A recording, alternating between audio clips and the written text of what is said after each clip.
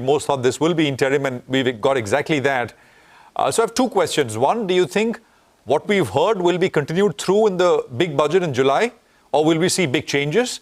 And two, what are your first thoughts on what we've heard? Capital expenditure, spending growth, and of course, the fiscal deficit and the consolidation we've seen there. Go on, sir. So, Prashant, I think it's a budget by a government which is demonstrating confidence that it will come back. And also, it's a budget by a government which believes in fiscal discipline. So I was quite impressed by the fact that it's talking about fiscal deficit at 5.1% and then bringing it down, laying down a clear roadmap for 4.5% the subsequent year. And I think that's really critical because that would really mean that government will borrow less, interest rates should come down, the private sector should be able to access resources at a much lower rate of interest. We should be able to kickstart private sector investment in a much bigger way. I think those are all critical messages to be sent out, and I think this demonstrates a huge level of fiscal discipline. Also, the fact that from 2013-14, from 1%, it has taken the capex to about 3.3%, and now this year to 3.4%. Now, government has done its bit in terms of capex spend, and my view on that is that we should now crowd in private sector investment into infrastructure as well.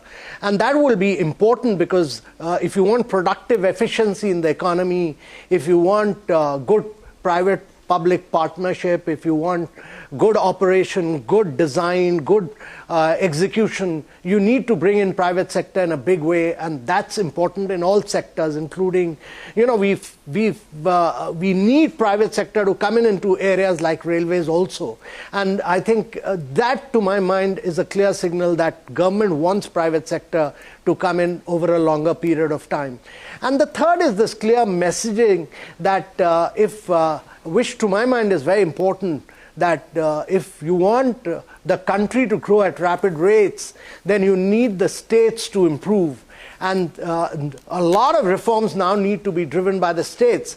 So if you're putting in 75,000 crores saying that this is linked to reforms, and you are going to give money for infrastructure creation if you carry out reforms, it's a big message, and it's all milestone based. So it's incentivizing the states to push for reforms. And if the eastern part of India, which is talked about, if the eastern part of India can really avail of the 75,000 crores, they will really kickstart infrastructure in a big way. And I think the focus on the 1 lakh crore for R&D for the private sector, that will be critical. But, one point I want to make, which is about yesterday, the finance ministry reducing the duties on a vast range of items which are used for mobiles. Mobile manufacturing, a range of items, the duty rates have been brought down yesterday. And I think that will make India a very, very competitive in the global value chain, which is to make India a leading manufacturing nation for export of mobiles from India. And that is a good move to my mind. And so these are my few comments. Mr. Kant, good afternoon, sir. Great to have you on the program. Just to press that point a little further, Atmanirbharta and manufacturing, make in India. I was speaking to, a couple of members of industry and the tax circles, and I think one surprise was that while the sunset dates on several, tax exemptions were increased, for instance, GIFT City, etc., that all-important 15% concessional tax rate for new manufacturing units, that was actually not increased. So I just want your perspective on how we should read this. There's a lot of talk about Viksit Bharat, becoming a developed economy by 2047, but no specific new announcements or no big mention on manufacturing. I mean, schemes like PLI, etc. So is it just because it was a vote on account and maybe we'll hear more big bang stuff in July? Is that how we should interpret this? Yeah, I think you should wait for a long-term budget. This is an interim budget, and I think it's truly an interim budget. It's not it's not the main budget. So I think you should wait for that. And that's why not too many giveaways in terms of taxes, etc. I think we should wait for the longer budget. Don't have too many, don't pin your too much hopes on too many policy announcements at this stage. This is a very good interim budget. This is an outstanding interim budget to my mind. Absolutely, and very crisp, very short. And on a side note, we were planning for almost a 2-hour budget speech, so we had to change up as well. Mr. Kant, so the speech was designed. The speech was truly designed for an interim budget, and absolutely. I think it's done. It's hit all the right notes for an interim budget, and I think. You should wait. You don't expect too much. Wait for the long-term budget. But I think as an interim budget, it's an outstanding budget. And I absolutely agree with you. Mr. Kant, just to one quick point on divestment. It's come up again and again. I mean, I think the RE has been revised to 30,000 and the budgeted estimate is 50. This is as good a time as any. I mean, maybe the best time for the government to collect funds. And many in the market believe, well, will we see that in a big way? And why not in the first year of the new term? Yeah. No, I totally agree that I'm a great believer that if the country's productive efficiency has to improve, if India has to grow at higher rates, and incidentally, my view on this, on the nominal growth rates, is that it's very moderate rates have been put into the interim budget, and probably we'll end up faring better. But my view on this is very clear, and I've been a long-term advocate of the fact, as the Prime Minister has been advocating that it's not the government's job to be in businesses, except a few areas. Government should disinvest, government should do asset monetization in a bigger way. All this helps to bring in private sector, and I'm a believer that private sector brings in greater productive efficiency in the long run. In the interim period of the last 3 to 4 years, government has created a lot of infrastructure, but it should in a transparent, competitive manner put it out for private sector to bid and do operation and maintenance. A lot of more disinvestment should kick in in the coming years, and that will bring in, because the government will get the right values. This is the best time to get the right values. Otherwise, and it'll bring in great efficiency into the economy. In long term, if you have to look at a 2047 vision, it's very clear that private sector will have to play a far more critical role.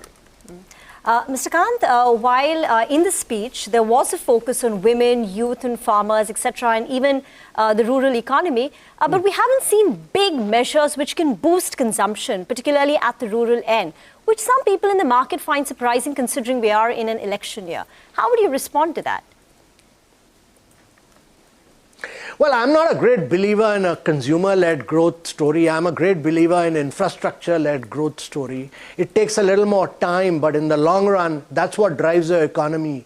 If you're looking at 2047, if you want to get into 9 to 10% growth rates over a long period of time, I mean, many countries of the world have done it. There are challenges in the global economy. But the only way for India to grow on a sustained basis is infrastructure. And that will create rural demand. I mean, if you're going to create roads in rural areas, if you're going to put electric buses in rural areas, if you're going to provide rural houses, which the budget does, if you're going to do a rural solar rooftop, if you're going to provide piped water connection in rural areas, if you're going to do toilets in rural areas, whom will it benefit? It will benefit the rural population. It should all be infrastructure-led, which will create great consumer demand in due course. And that is how the country will grow in the long run. So don't get into this bogey of creating artificial consumer demand. That's put forward forcefully, as always. Mr. Kant, just one last question from my side. You wear so many hats. You're so involved with the industry on so many in different industries, really. Will we see, private participation in infrastructure spending picking up in a big way?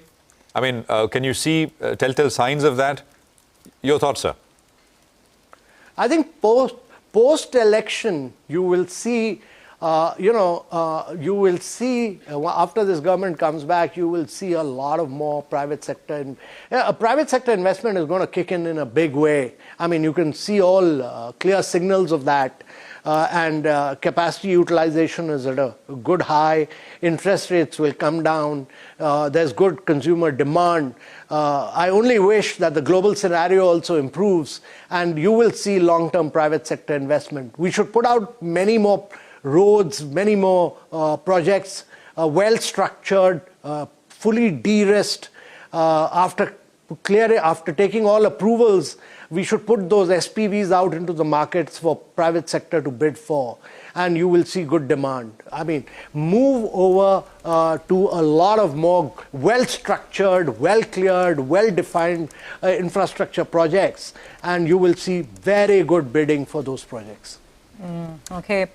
Mr. Kant, so then to wrap it up with final thoughts, I'm going back to what the finance minister was saying in the speech when she outlined some of the key priority pillars for this government, for Prime Minister Modi, where she mentioned Garib, Mahila, Yuva, and the Annadata. As we look over to the concept of the Viksit Bharat, and she said that the next 5 years will be years of unprecedented growth, and that fills us with a lot of hope. How do you think the priorities will shift, if at all? No, I've worked with this government for a very long time, and this government actually believes in inclusive growth.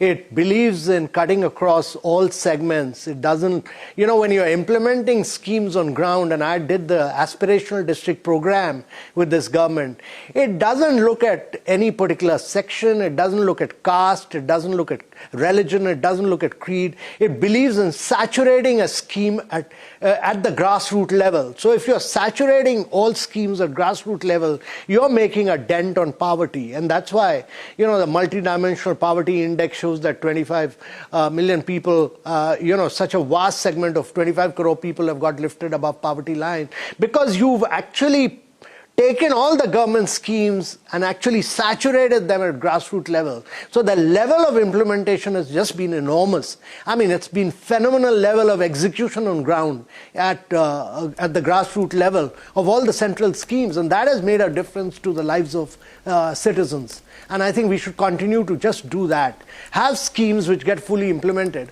And the power of digitization has really helped us. The benefit of that has been just enormous in terms of better quality implementation on ground, because the leakages have been very few now. I mean, there's just no leakage. Everything is reaching the actual beneficiary.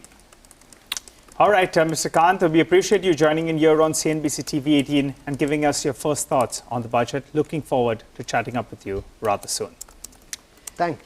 Well, for the markets as we speak, we are trading at more or less the flat line, mildly move into the green. That's because a couple of big names have moved up. Reliance Industries has moved to the high point of the day, so I think you'd like to get that stock back up. It moved into the green. Now it's recovered a little bit, and that's a big weight in there. Adani Enterprises as well, smashing it out of the park. In the last few minutes, you have Adani Enterprises that's just taken off. That's moved to the high point of the day. And Adani Ports as well is seeing a bit of a pep up as we speak. Shiv Puri, founder and managing director at TVF Capital Advisors, joins us on the show. Hi, Shiv. Good afternoon. Thanks so much for joining in. Well, I wanted your first thoughts on the budget. At the start of today, people were saying, let's see if there is something for the rural economy to pep it up. And also the eye was on capex spends. What is your first thoughts on what we've heard? I think the first thoughts are really fiscal discipline, which we have seen across heard from other people across the board. I mean, it's interesting. We're moving from a glide path of, say, 5.7, 5.8% to 5.1. And the U.S. fiscal deficit's at 6.4. The roles have reversed.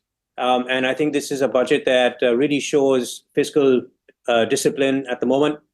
That's, India's